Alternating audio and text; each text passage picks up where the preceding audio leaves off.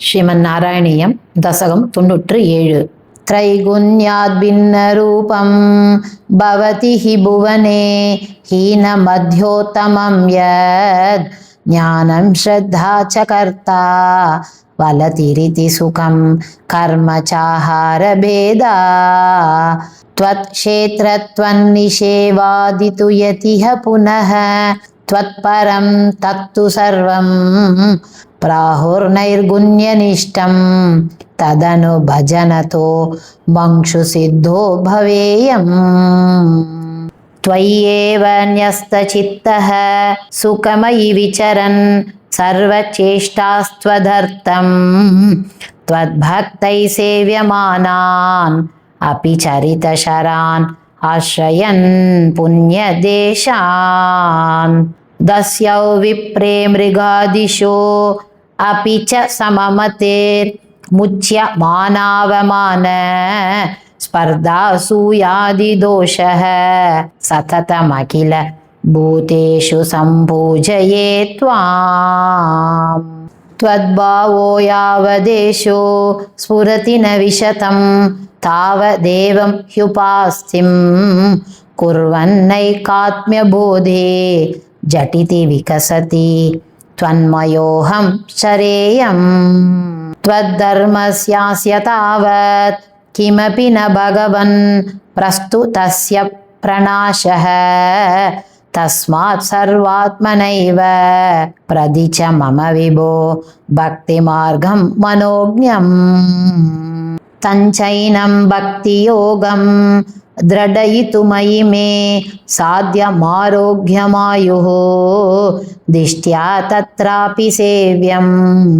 तव शरणमहो भेषजायेव दुग्धम् मार्कण्डेयो हि पूर्वं घनकनिगदित द्वादशाब्दायुरुच्चैः सेवित्वा वत्सरं त्वां तव भटनिवहैर्द्रावयामास मृत्युम् मार्कण्डेयश्चिरायुः स खलु पुनरपि त्वत्परः पुष्पपत्रातीरे निन्ये तपस्यन् अतुलसुकरतिः षट्तु मन्वन्तराणि देवेन्द्रसप्तमस्थं सुरयुवतिमरुन् मन्मथैर्मोहयिष्यन् योगोष्मप्लुष्यमानैर्न तु पुनरशकत् त्वज्जनं निज्जयेत् कः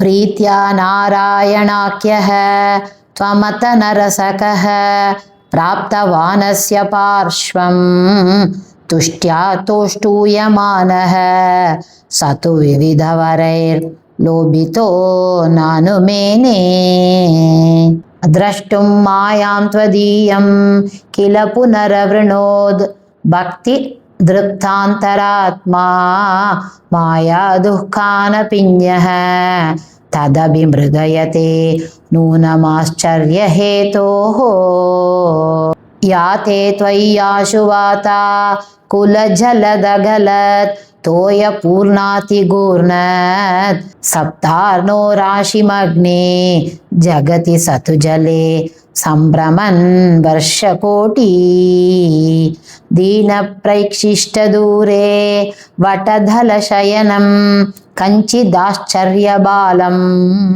त्वामेव श्यामलाङ्गं वदनसरसिजन् यस्तपादाङ्गुलीकम् दृष्ट्वा त्वां हृष्टरोमा त्वरितमभिगतः स्प्रष्टुकामो मुनीन्द्रः श्वासेनान्तर्निविष्टः पुनरिह सकलं दृष्टवान् विष्टपौगम् भूयोऽपि श्वासवातैर्बहिरनुपतितो वीक्षितस्त्वत्कटाक्षैः मोदादाश्लेष्टुकामः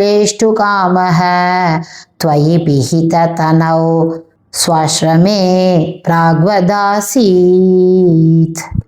गौर्या सार्धं तदग्रे पुरभिदतगतः त्वत्प्रियप्रेक्षणार्थी सिद्धानेवास्य दत्त्वा स्वयमयमजरा मृत्युताधीन् गदोऽभूत् एवं त्वत्सेवयैव स्मररिपुरपि स प्रीयते येन तस्मात् मूर्तेत्रयात्मकस्त्वं ननु सकलनियन्तेति व्यक्तमासीत् त्रयं चेस्मिन् सत्यलोके विधिहरिपुरबिन्मन्दिरान् यूर्ध्वमूर्ध्वं तेभ्योऽभ्यूर्ध्वं तु माया विकृतिविरहितो भाति वैकुण्ठलोकः तत्र त्वं कारणम्बस्यपि पशुपकुले शुद्धसत्त्वैकरूपी